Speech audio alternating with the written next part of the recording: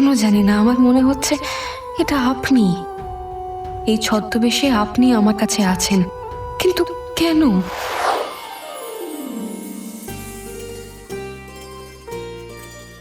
দিদিমণি, আজকে আমাদের বৈশাখের পরব আছে, আপনাকে আসতেই হবে। নাচ হবে, গান হবে, আরো কত মজা হবে। আর বাচ্চারা তো আপনাকে ছাড়া আনন্দ করার কথা ভাবতেই পারে না। ডাক্তারবাবু, আপনিও আসবেন কিন্তু। ও দিদিমণি, তুমি চুপ করে আছো কেন?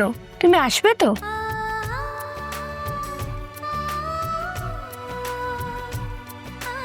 এই অপু, বাচ্চাগুলো জিজ্ঞাসা করছে চুপ করে আছিস কেন? বল, যাবি তো? হ্যাঁ, ওরা এত আশা করে এসছে, তোর যাওয়াই উচিত রে মা। হ্যাঁ, যেতে তো হবেই।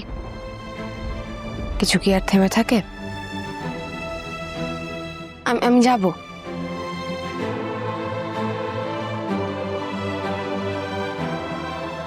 এতগুলো লোকের মধ্যে অপর্ণার বিপদ হতে পারে।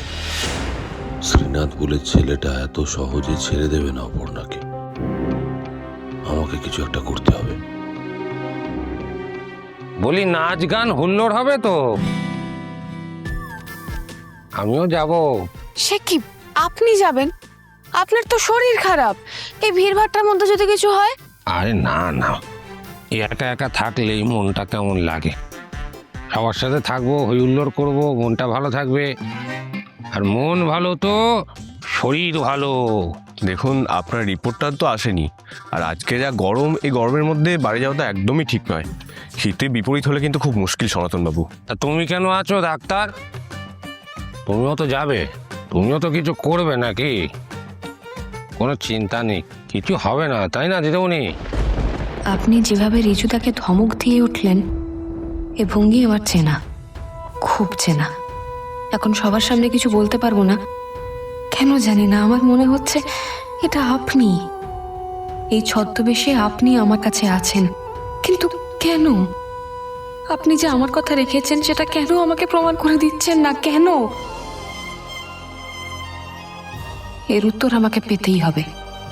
যদিও আমি রুম্পাকে দিয়ে খবর আনতে পাঠিয়েছি, তাও আমার মনে হচ্ছে।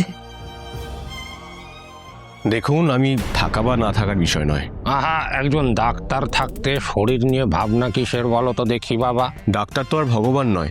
কিছু একটা হয়ে গেলে ভিড়ের মধ্যে সামাল দেওয়াটা কিন্তু খুব মুশকিল। সবাই আনন্দ ফুর্তি করবে আর আমি এখানে শুয়ে থাকবো। আর মন খারাপ হলে শরীরটা আরো খারাপ করবে। কি মুশকিল, আপনি তো বুঝতে চাইছেন না সনাতনবাবু। থাক না রিজুদা, সবাই ওখানে আনন্দ করবে, নিয়ে বা বাদ থাকেন কেন? তাই না সনাতন বাবু? আগে বুদ্ধিমতী আপনি, সত্যি।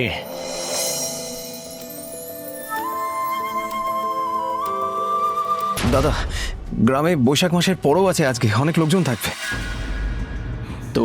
না মানে অনেকে থাকলে তার ভেতর এদিক ওদিক করাটা একটু চাপ হয়ে যাবে।